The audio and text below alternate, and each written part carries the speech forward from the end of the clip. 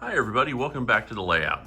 Real quick update this month. It's the middle of the summer, we have other things going on, so I really haven't spent a whole lot of time down here in the basement. I fixed up a couple of decal jobs on the old RS3s, the Southern New England RS3s. I'll show you a little bit about those in a moment. And then the other thing I planned to do and I had hoped to unveil was one of my brass steam locomotives running with a sound decoder in it. And at this point, I have managed to do nothing more than cook the sound decoder. I think I traced the issue to a bad motor. This motor is really drawing way too much power. This is one of the earlier CV280s. It's a custom brass model. It actually runs pretty well when it works. And when I opened the tender earlier this month, I found that it already had a decoder in it. It had one of these. It's one of those old Digitrax, just motor decoders with, I think, a headlight function. It's a real old one. I bought this model probably 30 years ago now. It might have been 25 years ago. Anyway, so this is one of the coffin feed water heater locomotives. So it's a little different than the 450 that you've seen run before. But this thought it would be a great summer project. It had a decoder in it. I thought, what could be easier? I'll just take a Soundtrack Tsunami decoder, put it in the tender, essentially cut this decoder out, mimic the wiring, install a speaker and a keep alive, and I'd be cooking with gas. And I managed to get all kinds of weird feedback readings on the first decoder, started on the trip with a second decoder, took that first one out, put a second one in, released the factory installed smoke, and have sent that back to Digitrax. So this project's kind of dead in the water. I have figured out that I think what the issue is that the motor was drawing way too much current.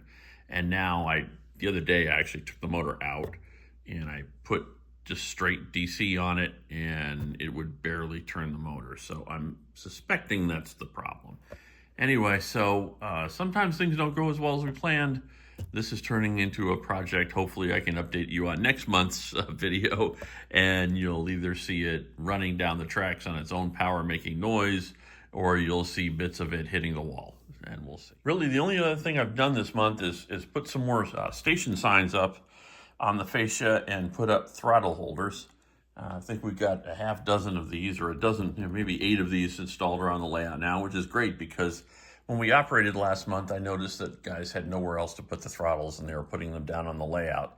While the scenery's not done yet and it's okay right now, it's not something I want anybody get into the habit of doing. Like you can see here, the Richford station is ultimately supposed to go here, but somebody put a clipboard here. I think it was probably me. And so what we'll do is we're going to make a little shelf for different spots around the layout, install those, and so that will keep all that random operating stuff off the railroad. And the last thing I did was a bit of shopping.